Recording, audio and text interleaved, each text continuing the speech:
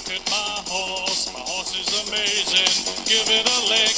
It dishes like raisins. Have a stroke of its mane, it turns into a plane, and then it turns back again when you tug on its winky. That's dirty. Do you think so?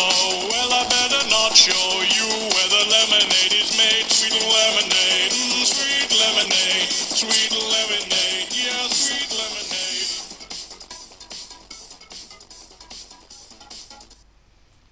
Bonsoir à tous et bienvenue dans cette nouvelle édition du People Show.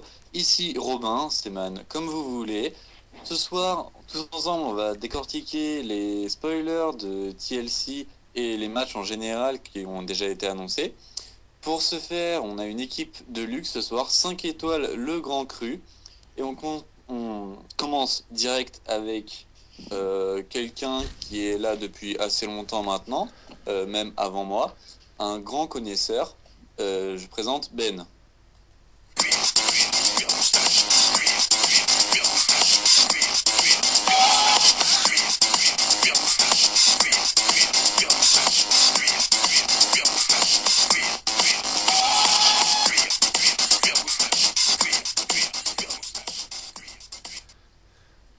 Coucou Ben. Coucou, tu vois ma... Tu vas bien? Oui, ça va, et toi? Eh bah écoute, ça va tranquillement. Hein. Bon, on continue avec un des deux fondateurs du People Show.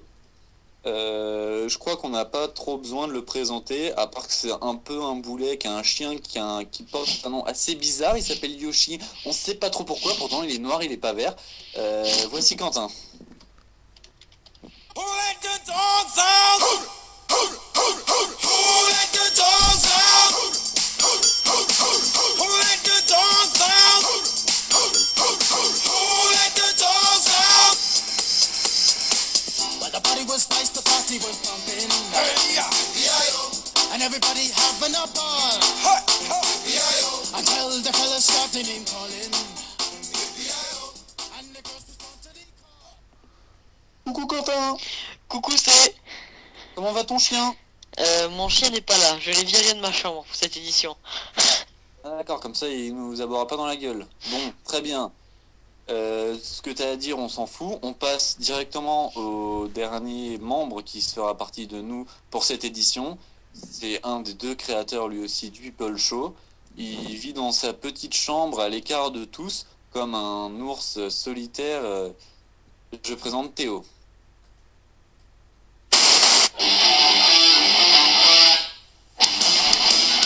Look in my eyes, what do you see? The cult of personality. I know your anger, I know your dreams. I've been everything you wanna be. Oh, I'm the cult of personality. Salut Théo, Coucou, tu vas bien? ça va, et je ne vis pas dans une grotte comme un ours, hein, je vis dans une belle villa que mes parents m'ont spécialement achetée, donc très belle villa, pas loin de Nantes, magnifique. Une villa de 10 mètres carrés. Eh oui, ah c'est la vie, hein, qu'est-ce que j'y peux. Mais Donc c'est... tous ensemble, on a décidé de décortiquer un peu ce qui se passe à TLC pour ce faire. Donc, je te laisse la parole, Théo, à toi. Eh bien, merci à toi, mon cher Robin, tu t'en sors plutôt... Je me suis un peu foiré, ça y est, ça commence. Eh ben, tu t'en sors pas trop mal, mon cher Robin, pour cette première édition. Merci. Alors, en tout cas, mieux que Ben, hein, Ben qui nous a offert quelques beaux blancs hier soir. Bon, c'est Ben, quoi, hein. Hein, Ben? Je vous emmerde. Sacré bénichou. Enfin, bref. Quel genre de trompette. Merci, Quentin. Donc ce soir, les gars, on va revenir sur les spoilers du dernier épisode de SmackDown. Évidemment, on rappelle, il reste plus que 2 épisodes hebdomadaires de la WWE, mais il y a peu de chances qu'il y ait encore beaucoup d'annonces de matchs. Donc en fait, on a presque la carte finale de TLC, puisqu'on a déjà 6 matchs d'annoncés. Alors on vous rappelle, hein, les spoilers. On a traité les spoilers, donc les résultats ne seront disponibles que vendredi aux États-Unis.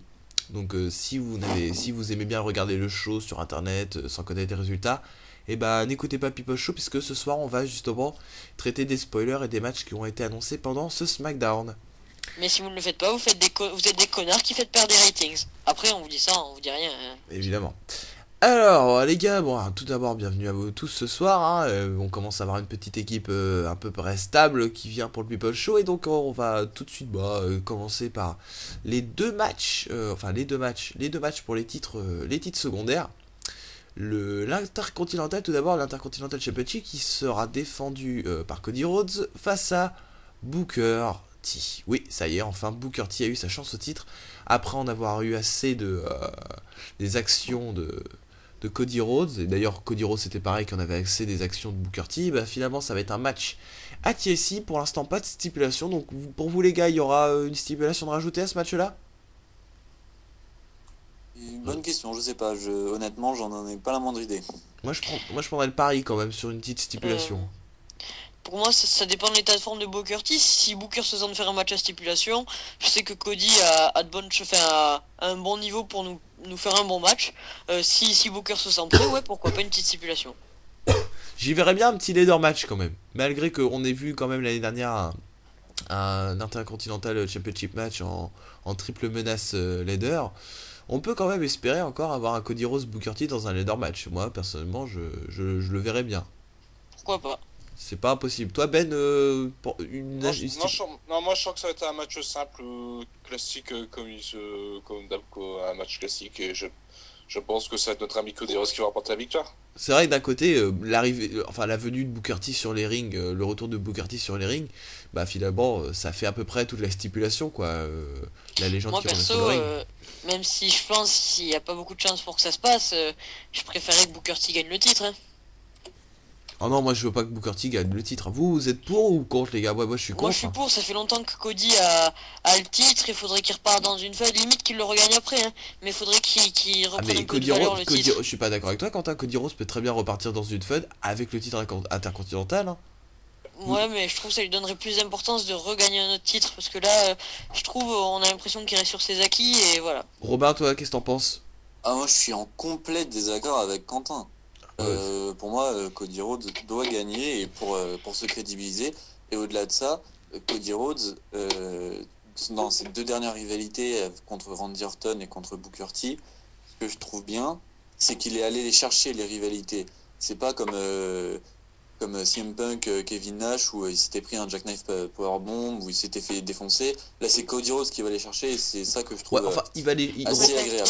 Si c'est Booker T qui lui fait perdre le titre, Ouais, Robin. perdre le titre contre Booker T, mais il faudrait que Cody Rhodes, pour moi, perde le titre et le regagne. Robin, moi je trouve que au niveau d'aller chercher les rivalités, je suis pas très d'accord parce que quand même, c'est vrai que le match peut être bien, hein, mais la rivalité au fond, elle est naze.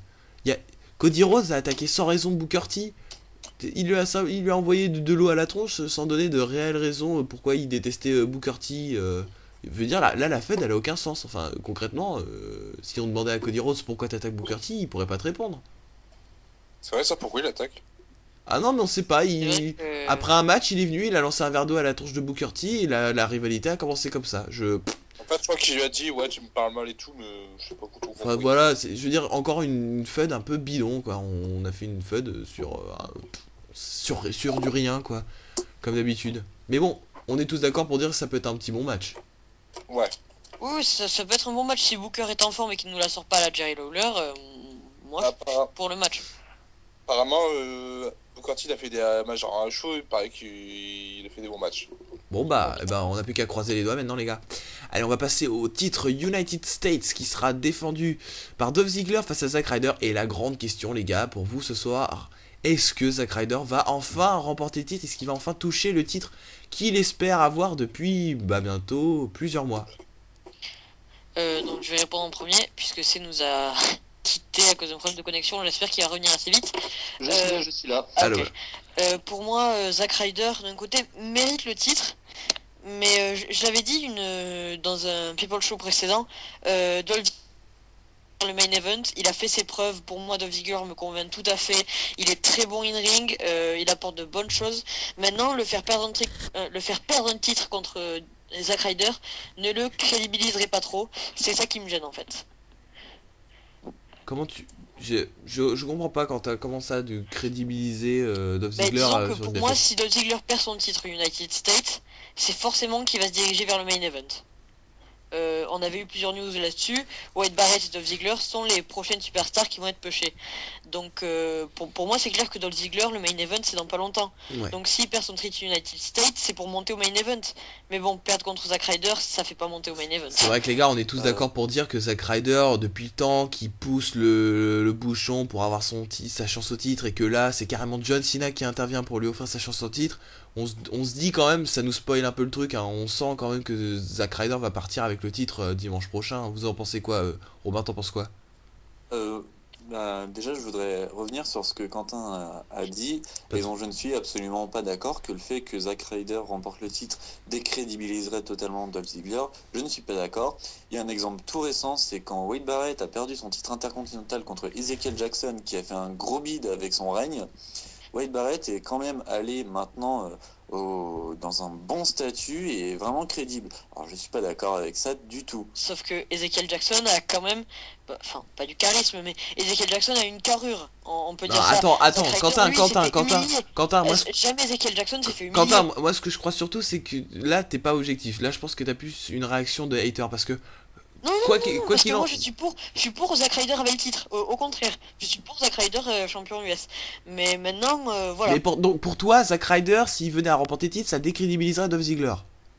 pas totalement, mais un peu. Mais non, Pas mais non, totalement, c'est Zack Ryder c'est le favori du public, c'est limite la la WWE Universe, on n'aurait rien à foutre que Dolph Ziggler ait perdu puisque elle s'intéresserait plus au fait que Zack Ryder a remporté le titre, hein. Pour moi, Ziggler qui va perdre le titre, ça va passer inaperçu. Enfin, on va oublier le cas Dolph Ziggler et on va juste se pencher sur Zack Ryder qui a remporté le titre quoi. Moi je veux dire ça Dans va ce pas cas-là, le faire repartir sur une feuille de main event directement alors, et pas le laisser en suspens. Ah, mais en même temps, quand tu vois les Dark Main Event qu'il est en train de faire, Dolph Ziggler, tu te dis que c'est la seule façon, il va passer au Main Event, mais comme Cody Rhodes quand il perdra son titre. Toi Ben, qu'est-ce que t'en penses sur cette affaire-là? Je vais être très simple, aller droit au but. Dimanche à TLC, ouais, je crois que c'est dimanche, ouais. Non, dans une semaine. Enfin, Ouais, la dans semaine. une semaine, donc, Zack Ryder va devenir le nouveau champion des États-Unis.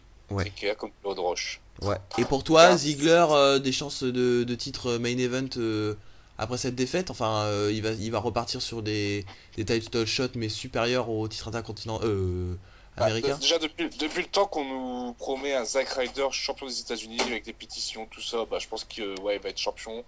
Et Dolph Ziggler, ouais, je pense qu'il va être en main event. Là, déjà, on a pu le voir quelques fois en main event, contre Randy Orton par exemple.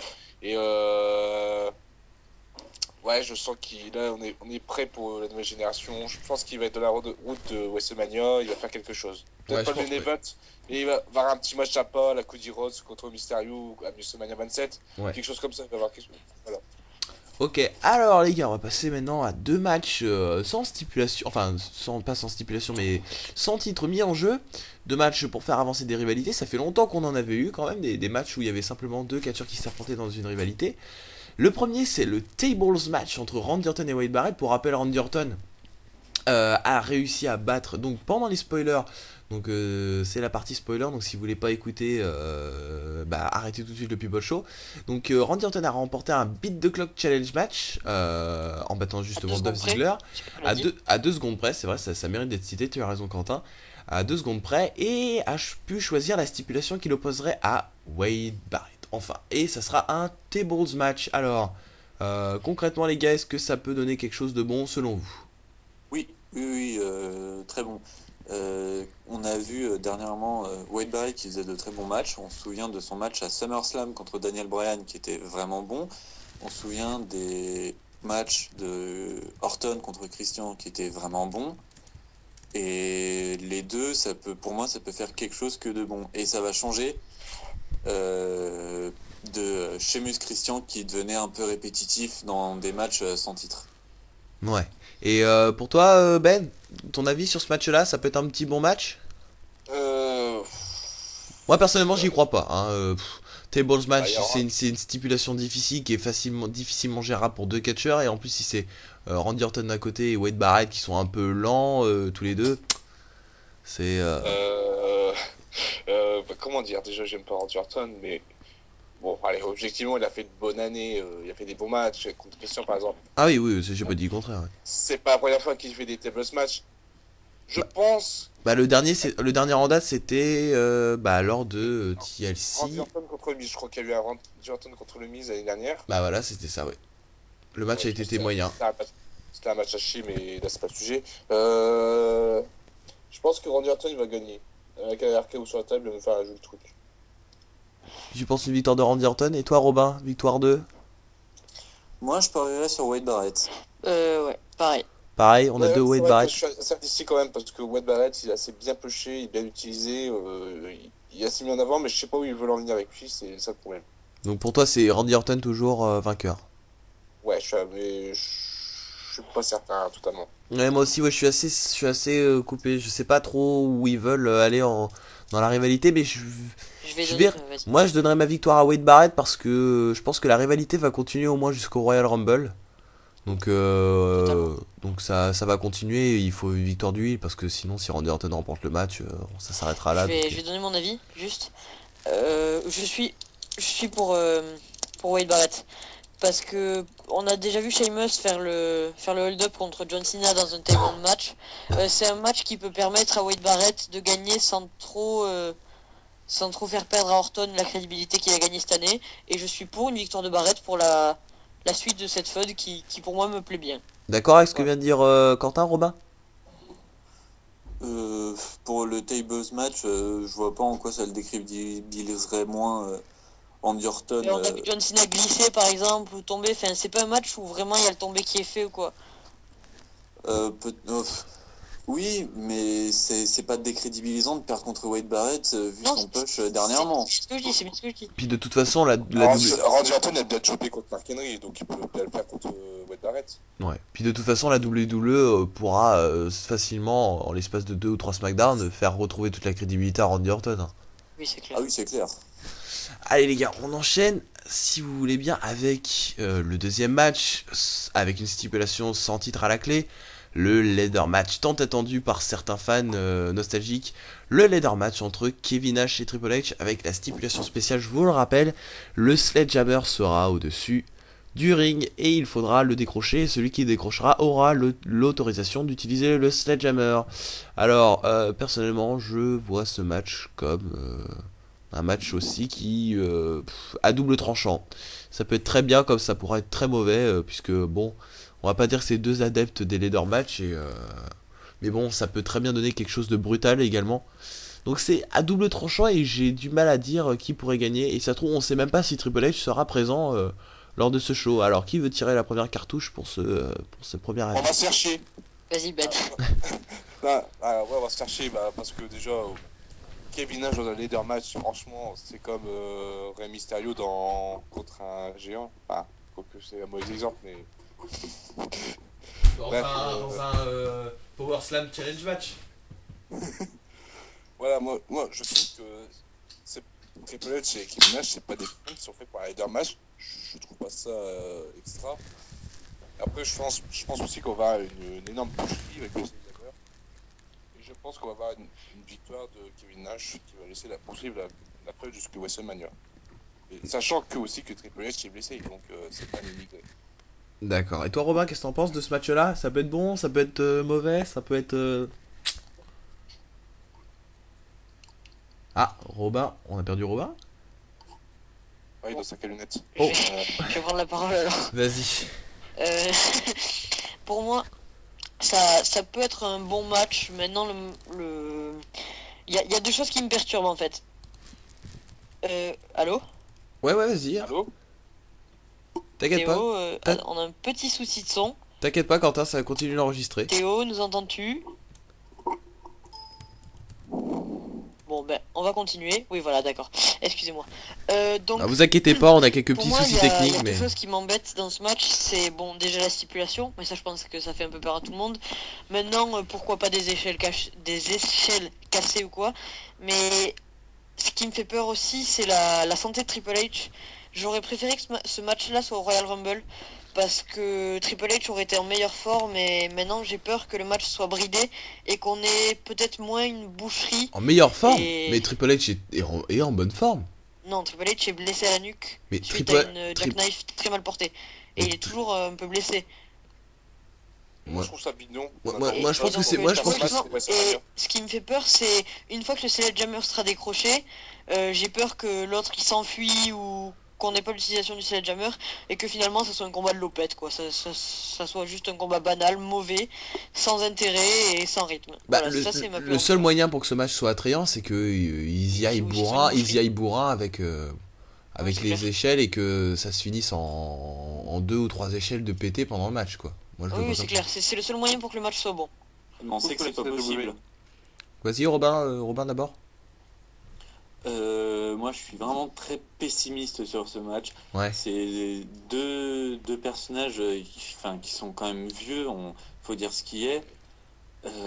Techniquement, Triple H, il est là. C'est deux bourrins, comme Quentin l'a dit. S'ils étaient bourrins pendant le match, ça le ferait bien. Mais avec des échelles, c'est super. Enfin, c'est dangereux d'utiliser les échelles bien comme il faut. Pour moi, c'est dangereux et tout ce qu'ils vont réussir s'ils font le match bien, c'est à se détruire. Je crois que Ben l'a dit un moment, j'aurais préféré qu'ils attendent WrestleMania pour un match comme ça. Ouais. Puis bon, on sait que si Kevin Nash est capable de se chier une jackknife et de blesser Triple H, qu'est-ce que ça va être s'il doit utiliser des échelles, quoi. Voilà. Bon, ouais, donc pessimiste pour l'instant sur ce match-là, mais victoire quand même de, vous pensez les gars? Vite fait, votre Kevin vainqueur? Nash. Ouais, Kevin Nash. Kevin Kevin Nash. Nash. Ouais, Kevin Nash aussi pour moi. Donc on a pour l'instant en vainqueur, j'ai un petit rapide topo avant de passer aux matchs principaux, les 2 matchs pour le titre. Donc Intercontinental, on a donné tous Booker T gagnant. Le US Title Match, Zack Ryder, nouveau champion donc. Le Tables Match, Wade Barrett. Et enfin le Leader Match, Kevin Nash. Donc ça fait quand même... Ah ouais, ça fait 2 face, 2 heel vainqueurs. Donc pour l'instant on est correct, quoi. Puis pas mal d'outsiders aussi, hein.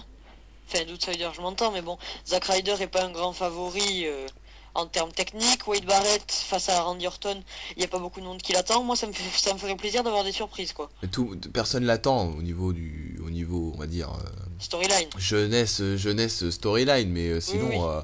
on sait très bien que pour ceux qui analysent le catch, qui aiment beaucoup le catch et qui le suivent, on va dire d'un côté œil professionnel sur les forums, je pense qu'on a à peu près tous les mêmes pics, hein, Oui, oui. je c'est pense, clair. à mon avis. Allez, on va passer donc aux 2 matchs principaux. Et le premier, donc, le World Title Match, le championnat du monde poids lourd, qui sera défendu par Mark Henry, évidemment, face au Big Show. Donc, arrêtez-moi si je me trompe, 3e chance au titre pour le Big Show, c'est ça? 3ème, Oui, oui. oui, c'est ça. 3e chance. Et donc, alors là, on a une petite hésitation de la part de toute l'équipe du People Show. Donc, il y a certains sites qui annoncent et d'autres pas un Cheers match possiblement pour le World Title. Donc, entre les 2 hommes. Donc, ça n'a pas été annoncé sur certains sites. D'autres, le site l'ont annoncé, on ne sait pas trop. Personnellement, vu depuis le temps qu'on connaît la WWE, si on a eu un segment qui s'est terminé avec une chaise entre les 2 hommes, il y a de fortes chances que ça soit un Cheers match à TLC. Donc on va faire comme si c'était un Cheers match. Et donc de toute façon, pour moi les gars, je donne en premier mon avis vite fait, que ce soit un Cheers match ou que ce soit un match simple, le match va être bâclé, assez dégueulasse à voir. Et moi personnellement, je n'y crois pas du tout. Moi non plus. Moi non plus.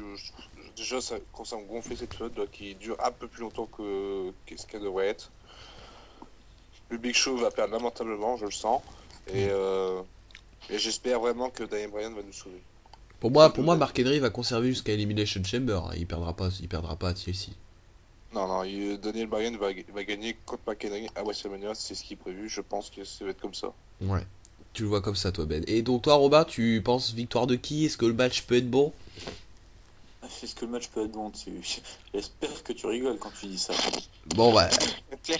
c'est vrai qu'on a eu 3 matchs, enfin 2 matchs, Non, 2 matchs mauvais. enfin, à un moment, il faudrait se rendre compte que c'est plus possible cette rivalité. Faut la terminer au plus vite. Autant Mark Henry, Randy Orton, ça me dérangeait pas. Hein, j'aimais bien le match à Night of Champions, j'aimais bien, il y avait une surprise.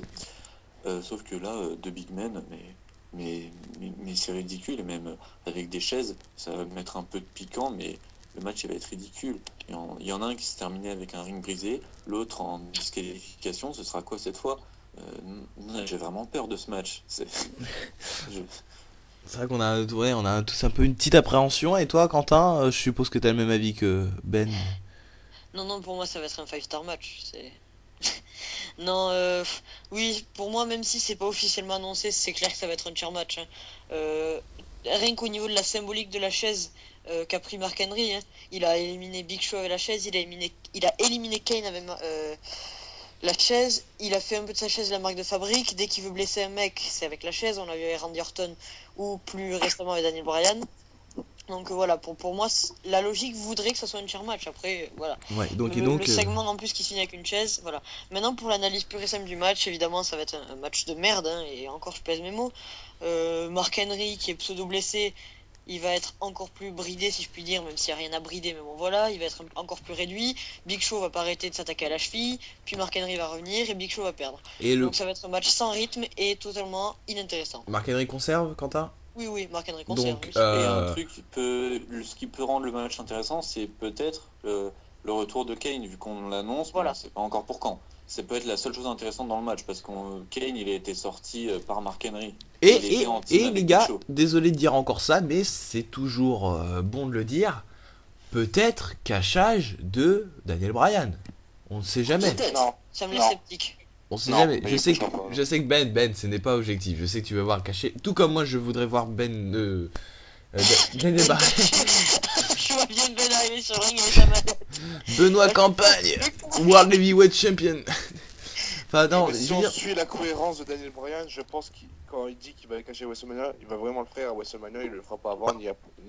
Ouais. oh non mais je propose pour voir si peut-être il y en a qui seraient peut-être de cette idée. Hein. Moi non plus, je pense qu'il cachera à WrestleMania, mais on peut toujours espérer. Je veux dire, c'est un match où un des deux hommes à la fin du match va se retrouver KO ou en grosse difficulté, donc c'est pas impossible. Il y a peut-être 5% de chance que Daniel Bryan vienne cacher quand même. C'est pas. C'est Mais pas. sur ce que tu as dit tout à l'heure sur Kane, on sait que Mark Henry va bientôt faire un face turn, puisqu'on a un manque de face à Non, SmackDown. non, attendez, avec cette histoire de face là, je suis désolé de te dire ça, Quentin, Non, mais juste, non, mais je vais ramener. c'est au c'est- sujet c'est de bidon, Kane. c'est bidon, c'est bidon. T'as parlé de Kane et pour moi ça serait pas impossible que Kane revienne en heel, hein. Mais non, Kane va Mais revenir Kane en va face. revenir en heel. Pour moi, c'est à peu près sûr. Mais le face turn de Henry, pour moi, c'est juste une rumeur. Il va rester heel. Comment Moi, veux-tu moi, je le préfère en heel, hein. comment veux-tu faire revenir Kane en heel? Attends, Bah, il a son franchement, masque. Et il l'a dit. non mais c'est je- impossible. je- Les gens, les, J'étais. les gens attendent ça depuis des années que Kane revienne avec son masque. Comment veux-tu qu'il fasse un retour en heel avec le masque? Les gens vont être complètement fous. Les gens vont le soutenir pendant des semaines. C'est pas possible. À moins qu'il fasse une putain d'action de bâtard. Et encore à SmackDown, t'as pas le roadster assez charismatique pour avoir une hit à un point où Kane pourrait déjà devenir heel dès sa première apparition. Pour moi, c'est impossible. Ouais. Qu'est-ce que vous en pensez, vous, les gars? Je veux dire, vous croyez à un retour? Ça fait des années que Kane fait le yo-yo entre heel et face, donc heel, ça ne m'étonnerait pas. Même face, ça m'étonnerait pas non plus. On verra bien. Et toi, Robin, qu'est-ce que t'en penses? Bah, un peu comme Ben, quoi. Enfin, le personnage de Kane, pour moi, c'est heel. Mais ça m'étonnerait pas de le voir face. Ça m'étonnerait pas non plus de le voir heel. Et dans tous les cas, de le revoir avec son masque, ça fera toujours plaisir. Faudra voir ce qu'il fait. Avec- Quand- Après, je vais pas être méchant, mais pour moi, Kane avec ou sans masque, moi je sais pas beaucoup d'intérêt pour lui. Si, moi j'aime bien Kane. Moi, je pense que Kane et son masque, ça appartient à l'attitude era et il faut plus en parler quand même. Non, c'est. Et ouais, mais bon, tu sais, moi je trouve que la WWE fait une bonne affaire en le faisant revenir avec un masque. Regarde, dès que tu parles de l'attitude era, comment dire, l'intensité que ça provoque. The Rock revient, il élimine Cena des ratings en 30 secondes. C'est impressionnant. Dès que Stone Cold est là, le public est fou, mais complètement fou. Dès qu'il y a une référence à l'attitude era, le public il saute de joie. Alors non, pour moi, une autre référence à l'attitude era, ça va encore faire exploser les ventes de la WWE, ça va encore attirer des ratings. Pour moi, c'est plus une action Attends, commerciale que autre chose. faire exploser les ventes, n'exagère pas. D'un Pas des côté, masques, mais d'un voilà, côté ça t'as va- Kane et de l'autre côté t'as Stone Cold et The Rock. Je veux bien, Non, mais mais quand c'est même. l'attitude era. Là, ils font ressortir que des icônes de l'attitude era. Donc pour moi, c'est. Ken, c'est pas une icône de la du héros, c'était Son un masque. personnage très très mineur. C'est un icône, mais vraiment à petite mesure, quoi. Bah, ils vont pas faire revenir Eddie Guerrero, hein. Oh, En même temps, faut bien un catcheur masqué à SmackDown. Hein. Donc pourquoi Non. pas Kane? Ouais, c'est pas faux. Mais bon, on n'est pas obligé non plus d'avoir un catcheur masqué Cara, hein. à ce moment-là. Il y a Sin Cara, mais bon.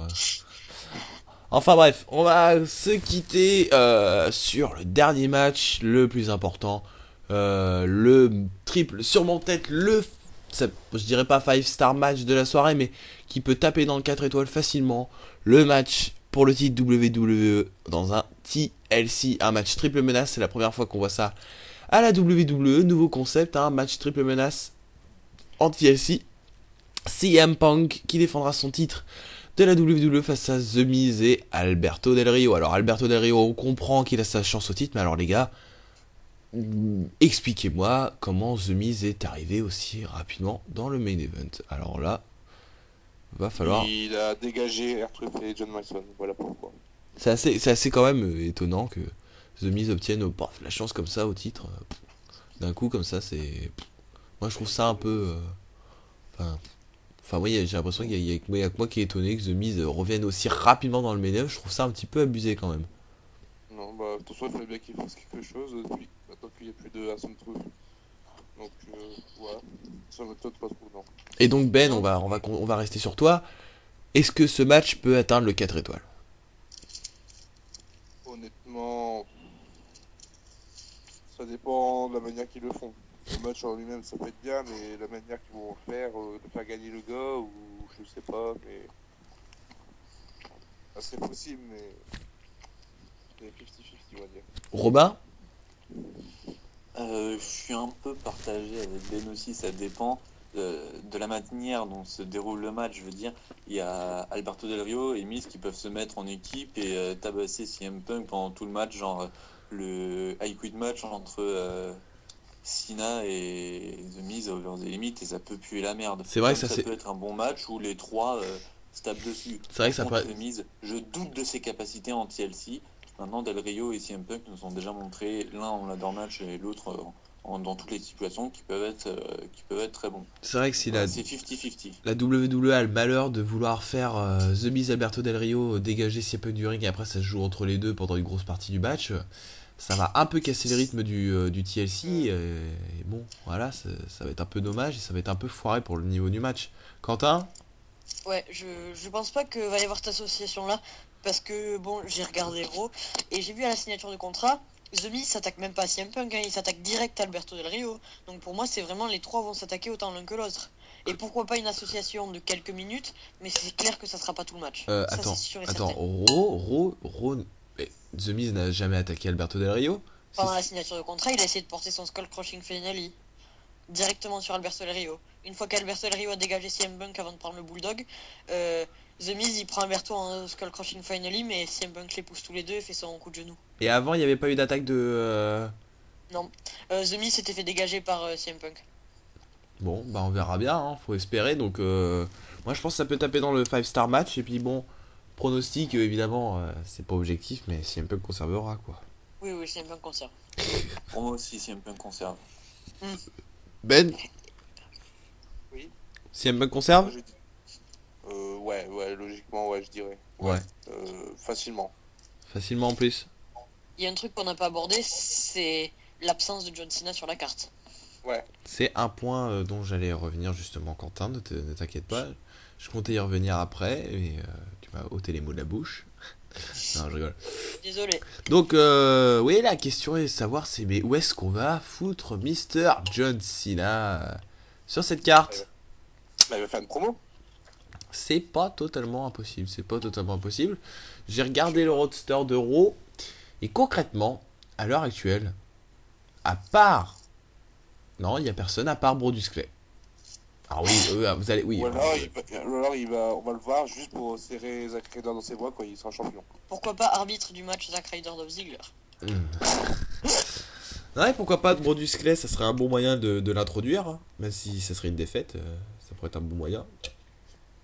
Non, Non.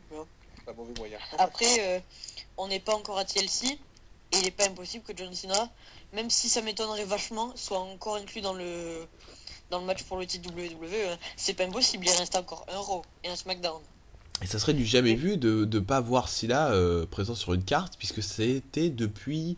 Si John Cena n'est pas présent à TLC la semaine prochaine, ça fera depuis 2008, non 2007, puisque c'est à Armageddon 2007 que le dernier pay-per-view où John Cena était absent de la carte, parce qu'après il est revenu au Royal Rumble 2008, et après il aura été présent sur toutes les cartes. Donc ça va faire quand même une série de 3 ans de stopper. Et encore, il était absent parce qu'il était blessé, c'est même pas qu'il était enlevé de la carte.